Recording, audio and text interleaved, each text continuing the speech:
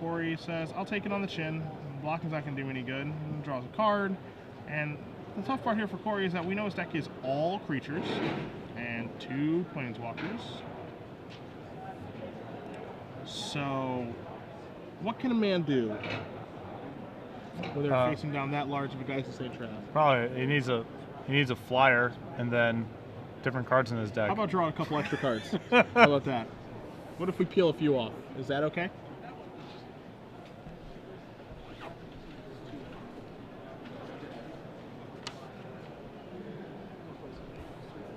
Ah, that was the confusion. We have 2 people named Chris Rogers in the tournament. Fun?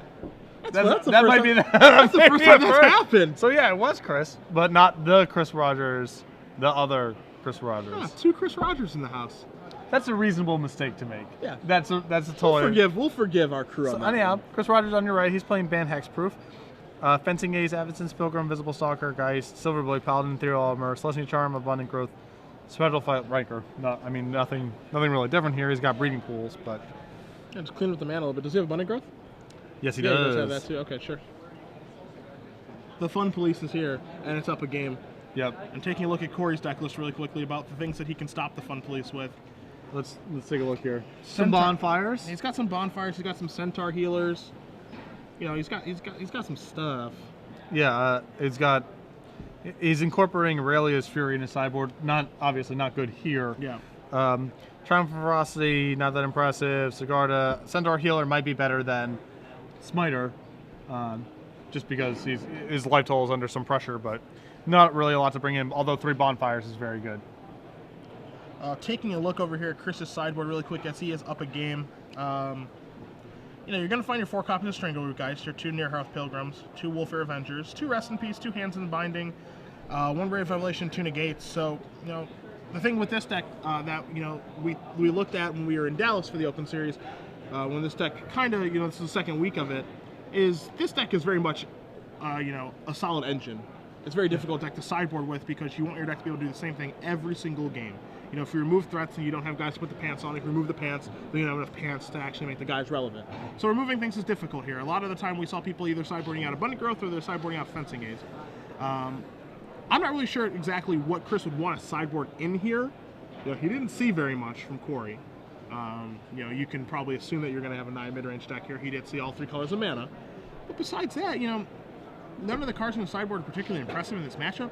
You know, maybe we'll see Hands of Binding, the new common, from Gatecrash that can do all the tapping of the things.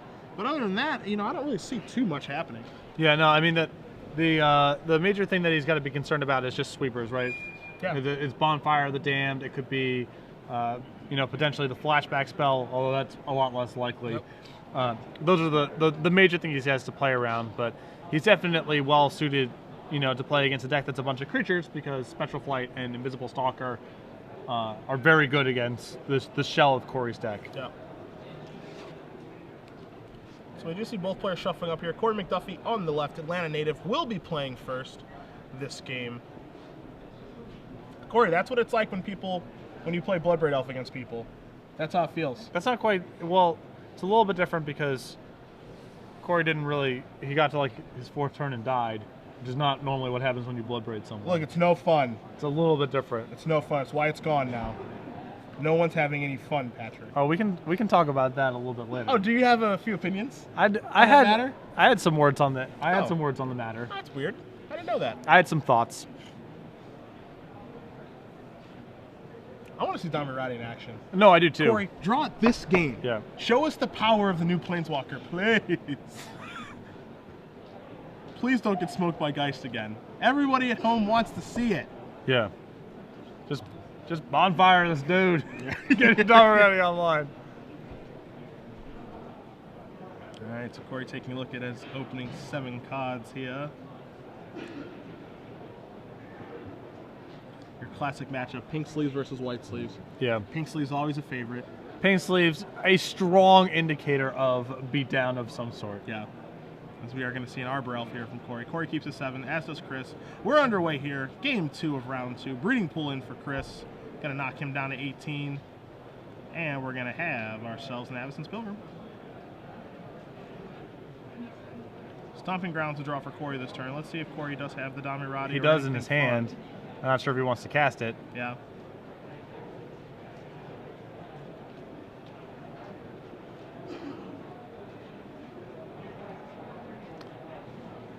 It looks like he has a lot of lands in the Damirati. Yeah. And it looks like he needs for Damiri to just get online.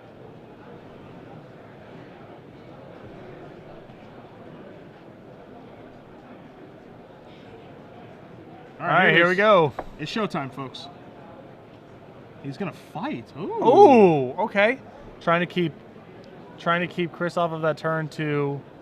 Turn to Geist. Yeah. Or any other such nonsense. You see an invisible stalker here for Chris. You guys see Damirati on the screen. All right, there's a stalker. Something that he cannot fight with. Damiri, help me! Up we go. Look at the top card. Is it a creature? Uh-oh. Oh. Could be a bonfire, I guess. Could be another Damirati. Could also be a land. Alright, there's an Absence Pilgrim. You're going to see a Stomping Ground. And... pass the turn back. Chris can take a draw step here. Let's see how much he can do. Any pants? Is it a pants party?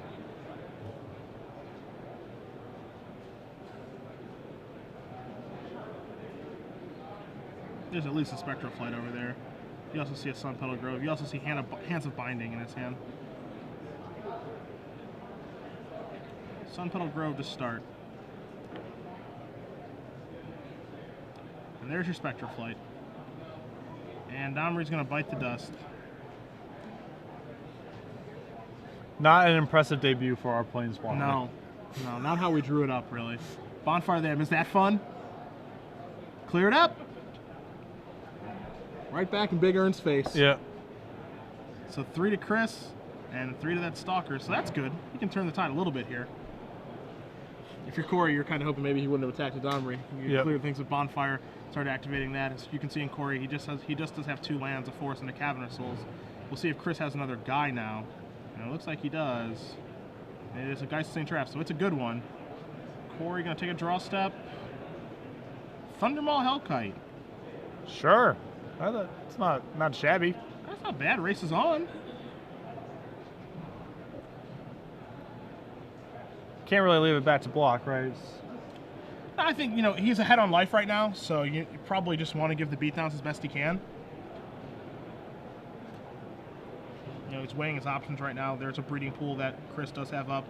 Not quite sure what that represents, but you are going to see Thundermaw Hellkite here from Korey. Beatdowns are going to come across. Chris is going to go down to 10.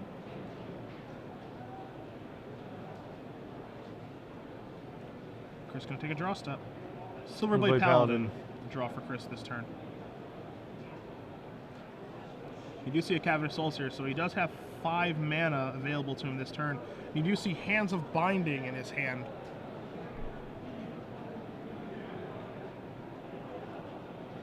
Is that that's the Cypher? That is the Cypher lockdown here. Pretty good against Korey right now. Oh yeah. Gonna be able to take care of that Thundermaw. New common here. One of the few good Cypher cards, I think, especially for constructed. Tap target creature an opponent controls. That creature doesn't untap. It's gonna put it on the old Geist here. Gonna encode it. Gave me the business yesterday in draft. I believe it. Yeah. Now you're gonna see a Silverblade Paladin. I think you're gonna see no pair. Not ready. Ready. And so we're looking at 10. So this is Bonfire or Bust. One-time dealer. Bust. Busted.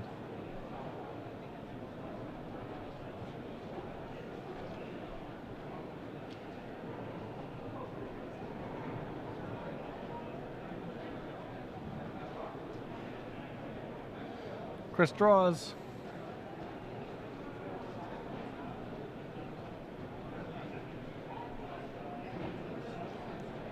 Trying to figure out if there's any way for Korey to get out of the spot.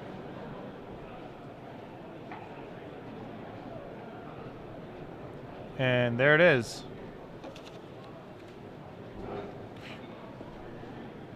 The fun police is here. It's no fun for anyone, really.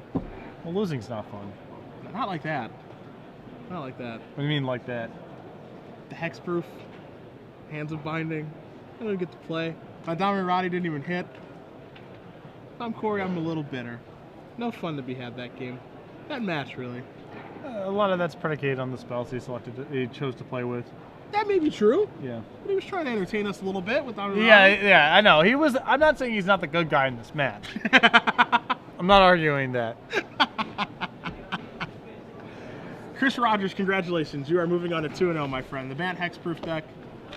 A good deck. Yeah, Korey kept some. Neither of his hands were particularly good, and just never really got any traction in the game. I mean, we actually did have a game with a Thundermile Hellkite there, but Hands of Binding was too much to overcome. Yeah, a card that we don't, a card that we haven't really talked about very much.